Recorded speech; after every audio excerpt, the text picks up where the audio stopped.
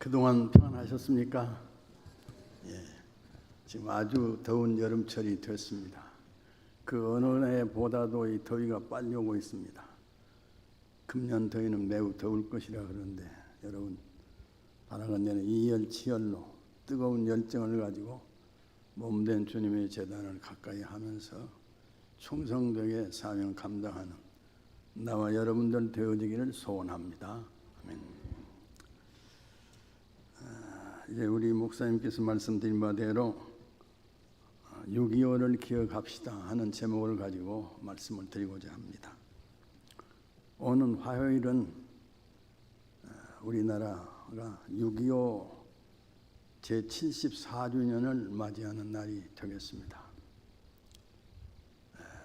6.25는 우리 민족사에 있어서 가장 비참한 사건이 일어난 때입니다.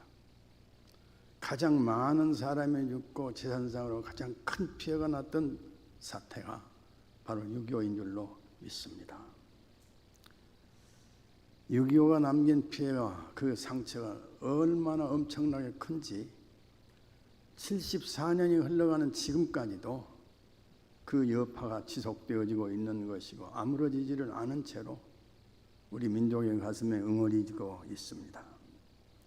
남북으로 이산한 1천만 명에 이르는 그 많은 이산 가족들이 지금도 서로가 서로를 그리워하며 바라보고 있는 것이고 또 고향 땅을 버리고서 우리 이남으로 이산의 피란에 내려왔던 그 실향민들은 역시 돌아갈 수 없는 고향 하늘을 바라보며 눈물 지을 수밖에 없는 줄로 압니다.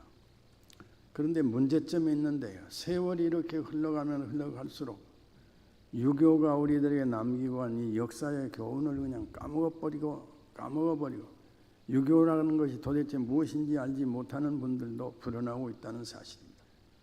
근데 정말로 이제 기가 막힌 일은 6.25를 아예 전혀 체험하지 못한 국민들이 전 국민의 80%에 해당합니다. 겨우 20%만이 살아남아가지고 이 6.25를 경험한 분들이고 대부분 사람들이 6.25가 뭔지를 모릅니다. 이런 말이 있습니다. 6.25를 기억하지 아니하면 6.25가 다시 오고 6.25를 만약에 기억하면 6.25가 오지 않는다고 하는 그런 말이 있습니다. 인도의 유명한 사상가 사야라는 사람은 역사적인 교훈을 까먹어버리게 되어지면 그 사람은 반복적으로 피해를 당하고 반복적으로 고난을 당하게 될 것이라고 하는 그런 말을 남긴 적이 있습니다. 그렇기 때문에 우리들은 6.25를 결단코 이어서는 안 됩니다. 6.25라고 하는 이 사건에 대하여서 우리는 잘 기억하고 있어야 되겠고 6.25를 통해서 우리 하나님께서 우리에게 주신 그 소중한 교훈을 우리는 잘 간직하고 이것은 이 앞으로는 결단코 이와 같은 비참한 일은 우리 땅에서 발생하지 아니하기 위하여서 힘을 써야 합니다. 그러면 여러분 6.25가 남긴 교훈은 무엇일까요? 첫째로는 공산주의는 무신론주의고 종교 말살주의인 것, 교회 말살주의인 것을 우리들은 기억을 해야 됩니다. 공산주의는 어떻습니까? 물질적인 존재만 존재로 인정합니다. 하나님의 존재는 아예 기억하지 않습니다. 하나님을 적대하는 대적하는 무신론이며 교회를 없애기를 원하는 교회 말살주의입니다. 그래서 공산주의의 창시자인 카를 막스는 신이라고 하는 하나님은 필요에 따라서 고안된 이 정신적인 허구다 그랬어요. 그렇게 해서 김일성 공산노당들은 전국의 그 북한 땅에 있는 모든 교회들을 전부 다 파괴해버렸어요. 종교 지도자들을 다 잡아 죽이고 감옥에 갇히게 하고 또 몰아내는 일을 해버리고 만 것입니다. 그렇기 때문에 우리 기독교인들은 공산주의가 기독교인들에게 있어서는 철천지 원수와도 같은 주의예요. 불구대천의 원수와도 같은 존재라고 말하지 아니할 수가 없습니다. 칼 막스는 공산당 선언문에서 세계의 모든 노동자들이여 다 같이 단결해서 자본가의 재산을 빼앗아내서 전 국민의 공동 소유로 우리가 하자. 그렇게 해서 노동자, 농민 또는 무산 대중이 똑같이 잘 사는 나라를 만들기 위하여서 계급투쟁이 필요하고 또 폭력혁명을 해야 된다, 이렇게 주장을 합니다. 그들의 꿈은 이제도 말씀드린 바대로 자본가의 재산을 빼앗아내가지고서 온 국민들이 골고루 잘 사는 나라가 되기를 원하는 것이 그들의 꿈입니다. 그래서 모든 국민들이 공평하게 평등하게 잘 사는 나라를 만든 것이 그들의 말하자면 유토피아의 꿈인 것입니다. 근데 여러분, 그들의 꿈이 달성이 됐습니까? 그들의 꿈이 달성되기는커녕 말씀이죠. 1990년대에 이르러서는 전 국민 가운데에서 300만 명을 굶겨 죽였습니다. 그래서 공산주의라고 하는 거, 공산주의자들은 우리나라를 완전히 죽음의 공화국으로 만들어버린 거예요. 시편 128편에서 내 손이 수고한 대로 먹으리라. 내가 복되고 형통하리로다라고 말씀을 했습니다. 그것도 고린도 후서 9장 6절에서는 적게 심는 자는 적게 거두고 많이 심는 자는 많이 거둔다고 말하고 있습니다. 그런데 이 성경적인 금과 옥조와도 같은 귀한 진리를 말씀이죠. 공산주의는 무시를 해버린 거예요. 그리고서 그들이 흥하기를 바라겠습니까? 결과적으로 공산주의는 무너져버리고 만 것이 아니겠습니까? 두 번째로는 우리나라는 하나님의 크신 은혜를 받은 국가인 걸 우리들은 잊지 말아야 됩니다. 6.25는 우리 민족의 비극이요 아픔입니다. 그렇다고 해서 우리는 6.25를 비극과 아픔으로만 생각해서는 안 됩니다. 하나님 아버지께서 6.25를 통해서 우리들에게 베풀으신 그 놀라우신 은혜를 기억을 하고 살아야만 되는 것입니다. 하나님 아버지의 은혜가 아니었으면 말씀이죠. 1950년도의 전쟁에서 완전히 우리는 공산화되어버리고 말았을 것입니다. 하나님의 은혜로 말미암아 가지고서 유엔군이 우리 땅에 진주에 들어왔던 것이고, 하나님의 은혜로 말미암아 가지고 유엔군으로 통해 가지고 우리를 구원하여 준 것이 아니겠습니까? 그래서 전쟁이 일어난 바로 이튿날 1950년 6월 26일에는 유엔 안전보장이사회에서 우리 땅으로 침범해 들어온 북한군 철수 결의안을 채택을 했습니다. 그리고 3일 만에는 말씀이죠. 유엔군이 우리 땅으로 우리 유엔군 참전을 결의를 한 거예요. 그리고 6월 29일에는 유엔군 사령관으로 임명된 메가더 장군이 수원으로 달려와 가지고 이 6.25 전쟁을 살핍니다. 그리고 9월 15일은 인천 상륙작전에 성공을 거둡니다. 이어서 9월 28일에는 수도 서울을 탈환하기에 이른 것이 아니겠습니까? 유엔 총회의 결의에 따라서 16개국에서 우리나라의 군대를 파견했어요. 그들로 말미암아 가지고서 위기에 놓여 있는 우리나라가 구원을 받은 것입니다. 그리고 전 세계 가운데서 48개국이 우리나라의 생필품이라든지 의약품을 조달해 준 것입니다. 그렇기 때문에 우리들은 하나님의 은혜도 잊지 말아야 되겠고, 우리 우방, 이 자유우방 국가들의 수고와 노력도 잊어버려서는 안 됩니다. 자유우방 국가들의 이런 피땀 흘린 노력과 희생이 있었기 때문에 우리들은 자유민주 체제 하에서 번영을 누리고 있는 것이 아니겠습니까? 이보다도 더 놀라운 은혜는 하나님께서 6.25로 인하여서 우리 민족으로 하여금 하나님 아버지를 절대적으로 믿고 의지하게 했습니다. 우리 온 국민들은 극심한 고난 가운데서도 하나님 아버지의 말씀을 사랑했고 하나님 말씀에 순종하는 삶을 살았습니다. 시편 119편 71절에서 고난당하는 것이 내게 유익이라, 이로 인하여서 내가 주의 율례를 배우게 되었나이다라고 그렇게 고백을 합니다. 우리는 하나님 아버지께서 우리나라를 이렇게 참전 16개국의 군대를 동원해서 우리나라에 보내주시고 또 많은 사람들이 후원으로 말미암아 가지고서 위기선상에 우리나라를 구해준 이것을 인하여 감사하고 또 자유우방 국가들의 수고와 희생도 잊지 말아야 될 줄로 믿습니다. 그리고 세 번째는 특별히 우리가 깨닫고 감사할 일이 한 몇 가지가 있습니다. 6.25와 관련해서 지금까지 풀 수 없는 수수께끼가 미스테리가 남아 있는데요. 첫째는 한국 전쟁 참전 문제를 의논하는 유엔 안전보장 이사회가 열렸을 적에 소련 대표 말리크는 그 이사회에 참석을 안 했습니다. 여러분이 잘 아시는 바대로 소련은 유엔 안전보장 이사회 상임이사국입니다. 그렇기 때문에 마리크가 그 회의에 참석을 해가지고서 반대 투쟁을 해버렸더라면, 반대 투쟁을 해버렸더라면 우리 유엔군은 우리나라에 올 수가 없어요. 유엔군은 우리나라에 발을 들여놓을 수 없어요.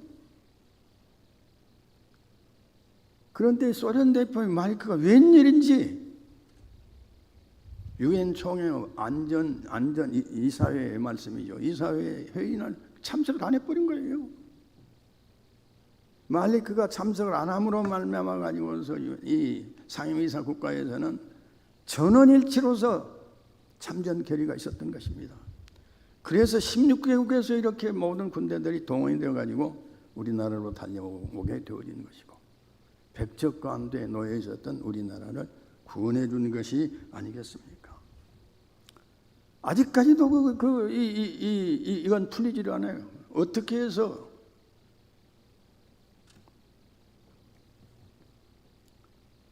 그리고 또 두 번째 이 놀라운 일은 인민군들이 이제 1950년 6월 5일 날 정확하게 3시 반부터서 전전선에서 이제 우리나라를 침략에 들어왔죠.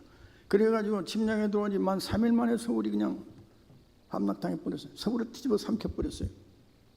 서울을 집어 삼켜버리고 나서 어땠느냐. 이상하게도 서울에 3일간을 거기서 머물렀습니다.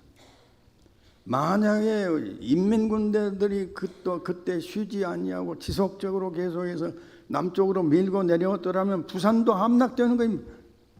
뭐 100% 부산도 함락될 수밖에 없는 것 아니겠습니까? 그런데 이상하게도 서울에서 거의 3일 동안 머물렀어요. 3일이라는 기간이 긴 기간이 아닙니다. 지극히 짧은 기간입니다. 그러지만 그 3일간의 말씀이죠. 우리 국군에게 있어서는 기가 막히게 천금같이 귀여운 시간이었습니다. 바로 이 기간 동안에 우리 군부에서는 국군에서는 정신을 차립니다. 그리고 대전 방어선을 구축하고 대전 방어선이 무너져 버리니까 그 다음에 대구 방어선을 구축하고 또 대구 방어선이 위태롭게 되니까 낙동강 방어선을 구축하면서 인민군으로 더불어서 지속적으로 전쟁을 하게 되었던 것이고 그렇게 해서 결국 하나님의 은혜로 우리들은 적군들을 물리치고서 나라를 구할 수가 있었던 것이 아니겠습니까? 이제도 이 얘기 드렸습니다만 3일간 왜 그들이 머물렀느냐? 또 3일 이 유엔 총회 이사회의 이 안전보장 이사회에 마리크가 출석하지 않느냐? 이건 풀 수 없는 수수께끼예요. 그렇다면 이건 누가 하신 일입니까? 누가 하신 일이에요? 우리 하나님께서 하신 일이십니다. 하나님께서 우리에게 은혜를 베풀어 주셔서 우리나라를 이렇게 구원시켜 주신 줄로 믿습니다. 할렐루야, 아멘. 여러분, 공산주의라는 것이 무엇입니까? 한마디로 말하면 쌀주의입니다. 쌀주의, 빵주의입니다. 그들은 하나님의 존재를 부인하고 쌀이나 빵이 하나님이라 신이다 이렇게 주장하는 무리들입니다. 민중의 빵을 골고루 나누어 가지고 배골치 아니하고 잘 먹고 잘 살게 하자고 하는 것이 공산주의의 이념이고 사상입니다. 그렇기 때문에 다른 모든 것은 다 부족하다 하더라도 절대로 쌀이 없어서는 안 됩니다. 전량이 돼서는 안 돼요. 빵이 없어서는 안 되는 거예요. 그러면 어땠습니까? 결국 1990년대에 이르러 가지고서 김정은과 이 김일성 시대의 말씀이죠. 절대적으로 이 전량이 부족해져 버려요. 전량으로 말미암아 먹고 살 것이 없었어요. 온 국민들이. 그래가지고 결과적으로 이 북한 국민들이 그냥 거듭 말씀 300만 명이 굶어 죽은 거예요. 얼마나 기가 막힌 일입니까? 그러기에 오늘 우리의 번영은 최후의 분단 국가인 우리나라가 세계 10대 교역 국가 중에 한 나라로, 그리고 선진국 대열에 우리가 끼어 들어갔다는 것, 이건 놀라운 기적이고요. 동시에 가만히 유튜브를 통해서 여러분들이 보신 줄 압니다만은 우리나라 군사력이 어느 정도냐? 물론 핵무기 갖고 위협을 하고는 있습니다만 우리나라 군사력이 세계 6위 국가입니다. 미국, 소련, 중국, 그리고 영국, 그리고 불란서, 그리고 나서 우리나라가 6대 군사 대국 중에 하나라고 우리가 되어 있는 거예요. 놀라운 일이 아닙니까? 그리고 우리의 문화는 말씀이요, 완전히 북한을 압도를 해버려요. 북한 사람이 우리나라만 따라오는 거예요. 우리 젊은이들이 뭐 오빠하고 어쩌고 저쩌고 하는 거 다 따라오는 거예요. 아무리 못하게 다 하는 거예요. 그러니까 김정은이가 제일 무서운 것이 말씀이죠. 핵무기보다도 더 무서운 것이 우리의 문화라는 것이죠.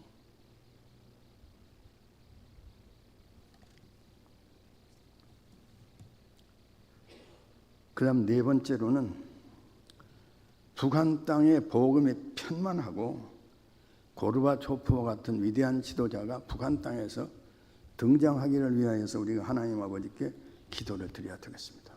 1989년 7월 13일 날 소련 공산당 서기장인 이 고르바초프가 말씀이죠. 불란서에 여행을 했어요. 불란서에 참석을 했어요. 불란서로 여행을 했어요. 그래가지고서 400명이 넘어가는 내외 그 기자들 앞에서 고르바초프는 질문을 받습니다. 지금 뭐라고 질문하냐 그러면은 당신의 어머니는 기독교 신앙인인데 당신은 그 당시에 있어서 세례를 받은 일이 있습니까? 물어보는 거예요. 이때 고르바초프는 만면에 미소를 띄워서 나는 세례를 받은 사람입니다. 내가 세례를 받았다고 하는 이 사실 내 인생에서 흠이 되지 않는다고 나는 생각합니다. 그렇게 주장한 겁니다. 공산주의라고 하는 것은 이제도 말한 바대로 무신론주의입니다. 하나님의 존재를 인정하지 않는 주의입니다. 물질이고 신이라고 믿는 주의입니다. 그런데 공산종족인 소련에서, 그리고 소련에서 제일 으뜸으로 높은 서기장인 고르바초프가 불란서에서 400여 명의 내외 기자들이 모인 자리에서 나는 세례를 받은 사람입니다. 내가 세례를 받았다는 것이 내 인생에서 흠이 되지를 않는다고 나는 생각합니다. 이렇게 자신 있게 여유 있게 만만하게 고백한 것입니다. 놀라운 일이 아닐 수 없는 거예요. 1917년에 공산주의가 시작됐지요. 1917년에 공산 볼셰비키 혁명이 일어나고 완전히 러시아가 공산국가 되어버렸죠. 그리고 나서 공산 볼셰비키 공산 국가가 되어버린, 레닌의 이 공산 국가가 되어버린 이 소련은 말씀이죠. 러시아 정교의 모든 재산, 모든 땅이라든지 모든 재산을 완전히 국유화 시켜버렸습니다. 그리고 전국의 이 교역자들, 전국에 있어서의 종교 지도자들 다 잡아가두고 죽이는 일을 했습니다. 이 공산주의로 말미암아 가지고서 교회가 가장 극단적으로 탄압을 받던 1931년 바로 그때 누가 태어났느냐? 고르바초프가 태어났어요. 그래가지고 신앙이 돈독한 그 어머니의 품에 쌓여 안겨가지고서 교회로 가가지고 비밀리에 세례를 받았습니다. 놀라운 일입니다, 정말. 그렇게 해서 이제도 말씀드린 바대로 고르바초프는 소련 공산당 서기장 제일 우두머리인 그가 그 어머니로부터 받은 신앙의 영향으로 말미암아 가지고 결국은 페레스트로이카라고 하는 개혁을 단행을 해서 공산주의를 무너뜨려 버린 거예요. 결국 이 고르바초프라고 하는 사람은 무엇과 같은 사람이에요? 사과와 같은 사람이라고 할 수 있습니다. 사과. 사과는 겉으로 보면 어때요? 하얗습니까? 빨갛습니까? 밖은 어때요? 사과 빨갛잖아요. 빨갛잖아요. 그렇기 때문에 고르바초프는 겉으로 봐서는 분명히 공산 빨갱이에요. 그러면 속은 속살은 어떻습니까? 사과가 속살은 어때요? 하얗지 않습니까? 그는 기독교 신자였습니다. 어머님으로부터서 철저하게 신앙 교육을 받은 사람입니다. 모세가 몸은 비록 애굽 궁중에 있었습니다마는 그의 어머니 요게벳으로 말미암아 가지고 철저하게 신앙 교육을 받았었던 것처럼 고르바초프는 어린 시절에 그 어머니에게서 철저한 신앙 교육을 받은 것이고 그 신앙의 바탕에서 페레스트로이카 개혁이라고 하는 이것을 일으켜 가지고 공산주의를 무너뜨려 버린 것입니다. 참 감사하고 놀라운 일이 아닐 수가 없는 것입니다. 이처럼 사람을 변화시키고 사상을 변화시키는 것은 하나님의 말씀밖에 없습니다. 오늘 읽은 본문 말씀 3절 말씀 하반절에서 사람이 떡으로만 사는 것이 아니고 공산주의는 빵을 물질을 신이라고 믿어요. 멸질을 하나님으로 믿어요. 그런 거 아닙니다. 사람이 떡으로만 사는 것이 아니요 하나님의 입으로 여호와 입으로 나오는 모든 말씀으로 사는 것이니라 말씀하고 있습니다. 하나님의 말씀으로 말미암아서 하나님은 없다고 주장하는 공산주의자들의 사상에 잘못 빠져들어가서 잘못된 사람들이 있다고 한다면 이들을 회개시키고 돌이킬 수 있는 길은 오직 복음밖에 없는 줄 믿습니다. 하나님의 말씀밖에 없는 줄로 믿습니다. 그렇게 해서 북한 땅에 이 복음이 편만하고요 고르바초프와 같은 위대한 지도자가 북한 땅에서 나오지 말라는 법 없잖아요. 나오기를 위하여서 우리 하나님 아버지께 기도해야 될 줄로 믿습니다. 할렐루야. 아멘. 유물론을 기초로 둔 공산주의자들은 2차 대전이 끝난 다음에 우리 땅에서 6.25 전쟁 이후에 가장 큰 대전쟁 우리 땅에서 일어났어요. 우리 땅을 아예 통째로 삼켜버리려고 했습니다. 그러지만 우리 하나님 아버지 은혜로 말미암아서 우리는 구원을 받았습니다. 도리어 6.25를 통해서 6.25를 연단의 기회로 삼으셨어요. 연단의 기회로 삼으셔 가지고서 우리 한국을 세계 속에 으뜸 가는 기독교 강국으로 또 군사력으로도 우리가 결단코 뒤지지 않습니다. 이 핵노름하고 야단하고 있습니다만은 우리가 만약에 핵무장을 한다면 순간적으로 할 수 있어요. 얼마든지 할 수 있어요. 우리나라가 보통 나라가 아닙니다. 여러분이 유튜브로 통해서 은혜를 받고 있는 줄 압니다. 우리나라 비행기가 말씀이죠. 20일 비행기가 말씀이죠. 미국 못지않게 실력이 우수한 실력을 갖고 있는 거예요. 비행기만 신소재라든지 모든 일이 군사적인 모든 결단코 남에게 뒤지지 않습니다. 이런 나라로 우리 하나님 아버지께서 우리 교회를 세워주신 거예요. 우리 하나님 아버지께서는 정말로 무서운 환난과 시험 속에서 6.25를 연단으로 삼으셔가지고 불 가운데서 금을 연단하는 것처럼 말이죠. 풀무불 속에서 금을 연단하는 것처럼 우리 하나님께서는 6.25라고 하는 풀무불 속에서 우리나라를 연단시키셔서 세계 속의 한국으로 일어나게 해 주신 줄로 믿습니다. 이를 인하여서 우리 하나님을 찬송하고 찬양하고 사는 나와 여러분들 되어지기를 소원합니다. 축원합니다. 축복합니다. 아멘. 기도합시다.